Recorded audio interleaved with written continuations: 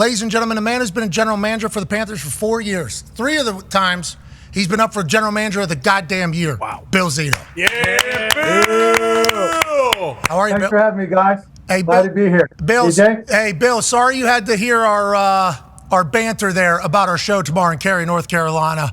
We're in a bad spot. No, that's wonderful. Yeah, well, Bill, we're in a bad spot, Bill. We'll figure it out. You're taking it down the road? Yeah, we're going to take it on the road. We need a couple 1,000-foot cables. If you can find them down there in Florida, get it to Cary, that would be... If I get them down here, we'll have you guys come down here. Oh, whoa, Bill. The elbow room's already been calling. Okay, so, I mean, it has been a loud call. Bill, let's talk about you. Obviously, you're a Pittsburgh guy, so we knew that you would be a hockey guy. Did you know that as soon as you get to the Florida Panthers, though, in just a matter of a few short years, you would have that entire town being a hockey town and in back-to-back Stanley Cup Finals? When you take that job, are there realistic goals, and what are your thoughts on how success has come so quickly down there into your tenure? Yeah, first thing, actually, I was born in Pittsburgh, but grew up in Milwaukee. Well, so I have to say that. Yeah, you were born in Pittsburgh. My buddies will give me. Yeah, we heard it. They'll give me the grief, but lots of roots there still. My dad went to Pitt. No, lots of Pittsburgh roots. When I came on board, people forget we had some pretty good players. Barkov was here. Ekblad was here. Bobrovsky was here. So the makings of a pretty good team and a pretty successful team were in place.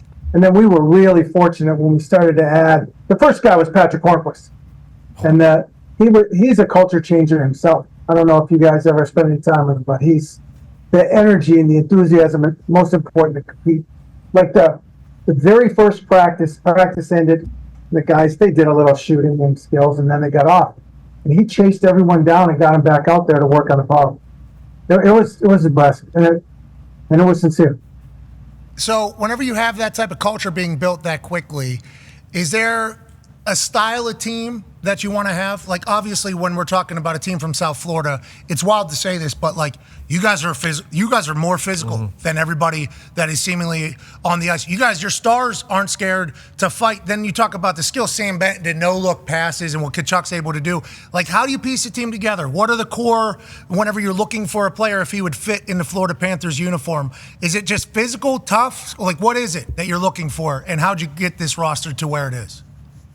So it's that combination, right? So you've got the guys. It's combination of the skill and the physicality is compete, and that's really what we were looking for when we were going to get players.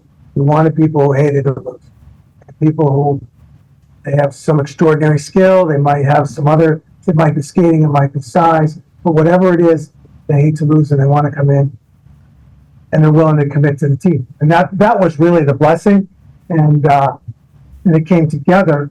Because we got enough of those guys that they would pull it out of the other guys. Go ahead, AJ. Bill, how do you I guess continue to have success over and over? We always talk about like continued success, and consistent success is really difficult, especially at the pro level. How do you continue that year after year? And are you already looking? You're not looking past the Stanley Cup Finals, but obviously you know you have a team to run. Like you're already like how far down the road are you guys already planning? Well, you know that the pro scouting side of things happens all year long. So evaluating players and all the what ifs. In fact, the pro scouts are coming in this weekend just to go through. We're going to have a short window whenever the season ends before the draft and free agency. So putting together all those what ifs and then having a plan in place for as much as we can moving forward. But it's pretty hard right now to focus on anything other than the series. When you see this team and you see how close you guys are, and you see the matchups, with Edmonton, vibes have to be incredibly high. Is there any talking to the team from you? Do you stay out of it? Are you saying, hey, we're close? Do you let Maurice do it? Like, what is your kind of day-to-day with the team itself? I'm around the team a lot and almost more social, more as a support end. Paul handles all of the coaching, It's more just being around. What do you guys need? Everything okay? And then making sure I stay out of the way and don't mess it up. I love that. More people need to do that. Mm-hmm. Yeah, not that you don't have a big brain, but I think. Oh, but that's a real thing, right? You wanna help. You think, well, this could help, and then you say, well, probably a good idea. I'll roll with it. but it's okay. Leave it alone. Just shut up. Yeah, I enjoy, especially now with the run you guys are on. D-Butt, massive fan of the Panthers. Yeah, Bill, longtime South Florida resident, so I appreciate everything you guys have been putting together down there and what you guys been doing. How's that experience been for you since coming into town with the fans and the engagements, I guess, from businesses and the fans down in South Florida supporting the Panthers in these last few years? Really special. I came in the middle of COVID, and then we had our first year. We did okay. We had a pretty good team. And the fans, the core fans, so many people come up to me. I've been a fan since day one, or this and that. And then you'd see them around, and they live and die for the team. It's a real. There's a real culture here amongst pretty considerable portion of the fans that really are hockey and Panther fans. It's awesome to see. The guys are getting more and more recognized now. I think, I know you had Matthew, and I think it's a lot more recognition for the real stars. And it's fun. It's special. It's a great place. Like, everybody gets along. They're starting to barbecue before the games in the parking lot and have the tailgates.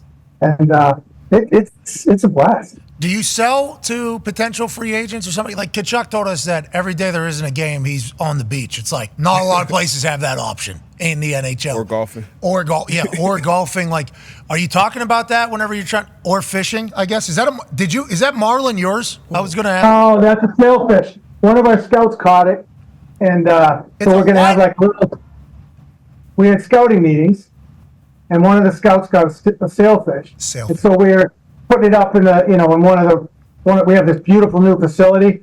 It's ginormous. So we have to put stuff all over the place, and we're going to do that for one of them, a little culture piece. Yeah, you can't do that in Pittsburgh. You can't go catch a sailfish in Pittsburgh. You can't. Are you talking about that with free agents and stuff, about what life is like as a Florida Panther? Not only are we good, our team's good, but also no state income tax and life. You're going to be on the beach. You're going to be able to catch a damn sailfish if you want to, literally out here in the Atlantic. Is that a part of the conversation in the recruiting process, or does that not work in hockey? No, absolutely. When I first came, there was this narrative that there was a country club. Guys are more worried about golf or what have you. We figured out pretty quickly that enjoy your life. Like, we ask so much of these guys in the facility, in the practice, in the game. Like, when you're outside, be happy. Go play. Go fish. Go walk your dog. Go do things with your kids outside. And the happier you are, you're gonna be prepared. If we get the right guy, he's gonna go to bed on time. He's gonna, not gonna go water skiing and run a marathon outside. He's gonna enjoy what he can and then come inside. But the quality of life is pretty significant, and not just for the players, but for the families too. And front office, I assume, and coaching staff, the entire building. I might have gone on that fishing trip with the scout. Oh, yeah. Did you? Yeah. Supervisor. Yeah, obviously you're focusing on scouting and next year on the boat, but also if we're going to pull a sailfish in, let's make sure we're doing it properly. I got a good eye on it. I couldn't even – that's a funny thing to think about, because the question is always asked, are you happy because you win, or do you win because you're happy? And I thought it was a pretty vital point you said. If you get the right guy, like, they're going to handle themselves as a professional, and then being happy is what leads to winning, I think, personally, because you're going to work harder. You're going to want to keep this particular gig more. I think all of that kind of feeds each other. Do you agree, Bill? It does, and then it becomes each supports its own, right? You're content, you're happy, you're in a good place, life is good, and it helps you actually. Then you win, and then life gets a little bit better. More money. We haven't won yet, so. Yeah, back to the Stanley Cup. There's only 2 teams left, both years, in the last 2 years, and your team has been one of them. So I would say success, but obviously, let's make sure we get to the Stanley Cup this year. Ty has a question for you. Bill, how do you balance being aggressive at the deadline when you have a Stanley Cup roster and you're kind of in that, hey, we got to buy, win now mode, while also not kind of upsetting the camaraderie and rapport that's already in a potential Stanley Cup champion locker room? Yeah, it's a hard one because of exactly what you just said, right? Or it almost kind of relates to what I said before. You don't want to do too much. If it ain't broke, don't fix it. But we were, in this instance, we were fortunate to have a little bit of a plan ahead of time to say, okay, how could we might be out there that we could get Use Kyle Okposo as an example, who's a character guy. Whether he's dressed or not dressed, he's in the lineup. He gives guidance, he gives support. So it's important, but it is a fragile equation because sometimes it's really hard for guys to come in. They want to get acclimated and boom, it's over.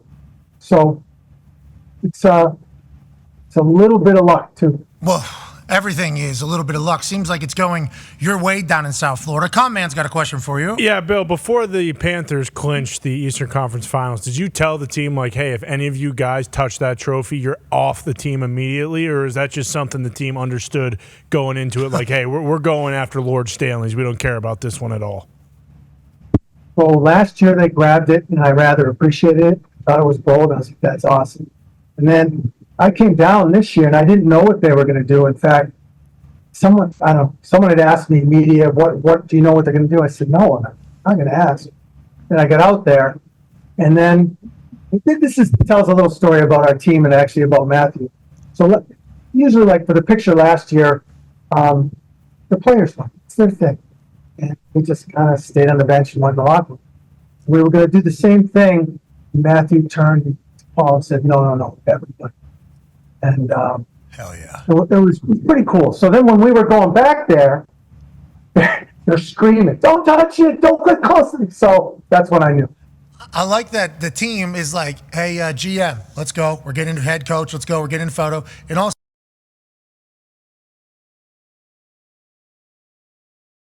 she came. I think the grandkids came.